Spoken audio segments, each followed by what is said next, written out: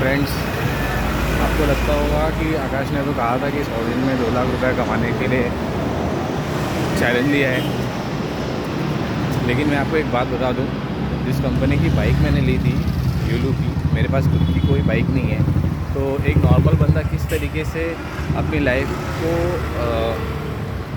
Manage करता है, पूरा का पूरा उसी बेस को ध्यान में रखते हुए मैंने इस तरीके का डिसीज़न लिया था कि मैं एक बाइक लूँगा रेंट पे, जो मुंबई में जहाँ पे भी मतलब मिलती है बाइक, वहाँ से लूँगा और लेने के बाद में उसी के थ्रू अपना टाइम दे करके अर्न करूँगा। लेकिन मुझे नहीं पता था कि ये इस कंपनी की बाइक इतनी थर्ड क्लास थी। मैंने लिया, लेके 3-4 दिन भी नहीं हुए, आधा टाइम तो उसको धक्का देने में निकल जाता है, मतलब जो बाइक्स बंद हो जाती हैं। तो एक नॉर्मल बंदा जो रेंट भी दे रहा है और उसको सर्विस भी बराबर नहीं मिल रही है, तो उसके लिए किसी को कुछ करना चाहिए। कंपनी को सोचना चाहिए कि एक बंदा आपको 200 रुपये दिन के दे रहा है, आप 700 किलोमीटर एक लिमिटेड रेंज दे देते हो उसको, प्लस उसी रेंज में वो दिन में चलाए रात में चलाए, बैटरी उसकी ख़राब होकर गाड़ी बंद पड़ जाती है। बैटरी चेंज कराने जाता है तो उसको दूसरे किसी स्टेशन में बैटरी चेंज करने में मिलती नहीं है, 20 रुपया उसका आप अलग से चार्ज करते हो। तो ये सारी दिक्कतें हैं, जिन दिक्कतों को कंपनी को सोचना चाहिए।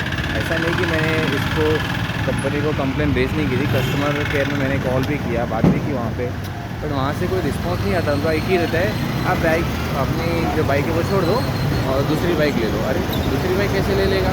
आप उसी बाइक को एक अच्छे तरीके से ठीक करके दो ना, बंदा कितनी बार जाएगा। और उसमें भी अगर मान लो मेरी बाइक ख़राब हुई अंधेरी ईस्ट में, तो मुझे चेंज कराना जाके वेयर हाउस में, तो रास्ते में से कोई भी बाइक अगर मैंने उठा ली और वो ख़राब निकली, तो उसका रिस्पॉन्सिबल कौन? और जो कस्टमर का टाइम जा रहा है उसका रिस्पॉन्सिबल कौन होगा? तो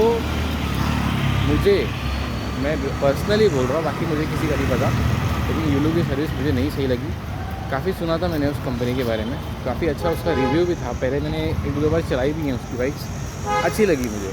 आपको ये नहीं देना, लाइसेंस नहीं चाहिए, हेलमेट नहीं चाहिए, कुछ नहीं चाहिए। अरे भाई, सेफ्टी नाम की चीज़ कोई भी नहीं चाहिए, लेकिन आप जो बाइक दे रहे हो उसका जो चार्ज कर रहे हो वो बहुत ज़्यादा है।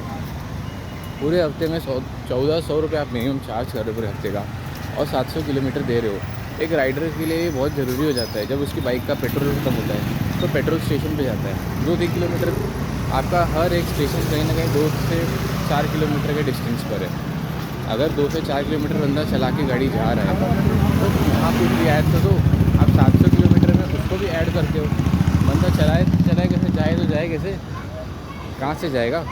हाँ, आपको कुछ ना कुछ तो सोचना चाहिए ना बंदे के बारे में, कस्टमर के बारे में। तो सोचो। तो आप कस्टमर के बारे में अगर नहीं सोचोगे तो कस्टमर कैसे करेगा आपका रिव्यू? ऊपर से आप कह रहे हो कि आपको, मैं थोड़ा एक ऑटो में बैठ के बात करूँगा। आप कहते हो कि आपकी बाइक द बेस्ट है, ठीक है। मैं जब भी बात कर रहा हूँ कस्टमर केयर में, उनका एक ही कहना होता है कि बाइक हमारी द बेस्ट है। अब मेरा टारगेट, मान लो मैंने 100 दिन का टारगेट रखा है। जो बंदा ऑलरेडी डिलीवरी करता है, खुद की बाइक है ठीक है, लेकिन आपकी बाइक लेके जा रहे हैं तो उसका क्या? वो दिन भर बस धक्के खाते रहे। आपको आपकी 4000 बाइक, 5000 बाइक सेल ऑन हो रही है, तो उससे कोई फ़र्क नहीं पड़ता आपको।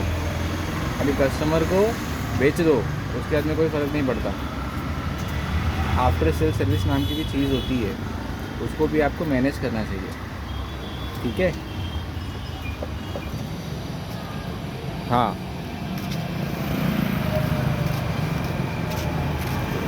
तो मुश्किल से एक हफ्ते में मैंने मेरे पहले वीडियो के दिन धक्के दिए गाड़ी को, दूसरे वीडियो के दिन धक्के दिए, तीसरे वीडियो के दिन धक्के दिए।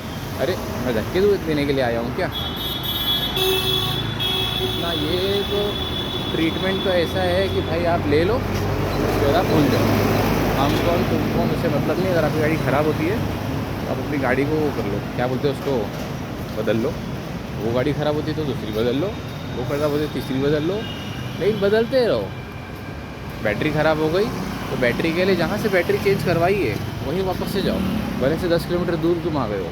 और अगर उधर 10 किलोमीटर दूर किसी चार्जिंग स्टेशन से आप बात करोगे तो आपको क्या कहा जाएगा कि भैया 20 रुपये एक्स्ट्रा पे करो तो आपको बैटरी बदल के हम दे देंगे। तो ये सारी चीज़ें सही नहीं है। मुझे लगता नहीं कि ये एथिकल भी है, मतलब ये एथिकल नहीं लगा मुझे।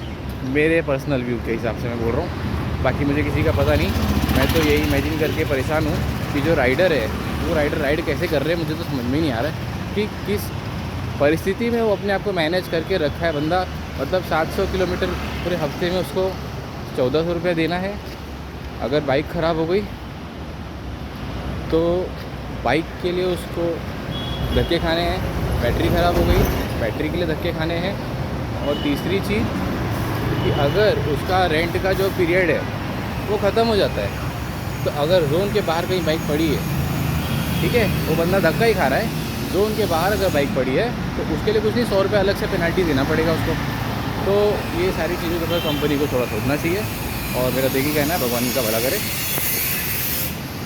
थोड़ा राइडर लोग के सपोर्ट में आए भगवान और कुछ करे कंपनी। इस तरीके से नहीं होता है। तो ये सारा कुछ सोच के ही मैंने डिसीजन लिया, मैं एक दूसरी कंपनी है उसमें जाऊंगा। उसमें खाली दिक्कत इतना ही है कि आपको बैटरी घर पे चार्ज करनी पड़ेगी, आपको तुरंत बैटरी स्वैप करके नहीं मिलेगी। जो फैसिलिटी यूलू में है, जिस बात का यूलू को बहुत घमंड है कि भैया हम तो फट से स्वैप करके दे देते हैं, हमारे में लाइसेंस नहीं लगता, हेलमेट नहीं लगता। तो मैं आपको बता दूं, लाइसेंस हेलमेट सबके पास होता है।